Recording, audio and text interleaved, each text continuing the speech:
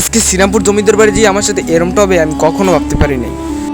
শ্রীরামপুর জমিদার বাড়ি যাওয়ার জন্য আমরা প্রথমে গাজীপুর আসি, মানে বদরপুরের সামনে স্ট্যান্ড হচ্ছে গাজীপুর স্ট্যান্ড। সেই গাজীপুর স্ট্যান্ড থেকে আমরা জনপদ 40 টাকা করে দিয়ে শ্রীরামপুর জমিদার বাড়িটা আসি। আর আসার পর আমাদের সর্বপ্রথম পরে একটি মসজিদ, মানে মসজিদটাই এখন পর্যন্ত মানে সুন্দরভাবে একটা আছে আর কি। তাছাড়া কিন্তু সবই ধ্বংসের মতো শেষ পুরা, কিন্তু এই মসজিদটা এখন পর্যন্ত ভালো আছে।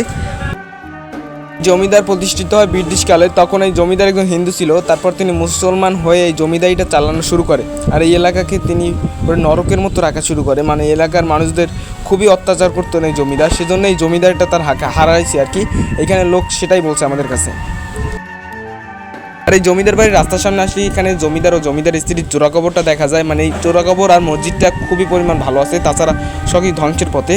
তারপর আমরা আসি পড়ি শ্রীরামপুর জমিদার বাড়ির দুই খালি একটা গেট আছে, আর ভিতরে হালকা কিছু বিল্ডিং পাতি আছে। তাছাড়া সব কিছুই শ্রীরামপুর জমিদার বাড়ির দুইয়ের ভেঙে গেছে আর কি। শ্রীরামপুর জমিদার বাড়ি 1 ও 2 এর মধ্যে পার্থক্য হলো সেখানে তারা বসবাস করতো, মানে শ্রীরামপুর জমিদার বাড়ি 1-এ তারা বসবাস করতো, আর 2-এ এখানে শাসন বিচার আচার জেলখানা সব কিছু ছিল এই শ্রীরামপুর বাড়ি 2-এ। মানে আমরা এই মুরব্বী তারপর একটি দাদির সাথে কথা বলছি, তাই বলার পরে এইটাই জানছি। আর সেই দাদির বাসার সাথে এটা জেলখানার মতো থানা, এখানে সব কিছু থাকতো। আজকের মতো এই পর্যন্তই। নতুন কোনো ইতিহাস ভিডিও চাইলে কমেন্ট করেন।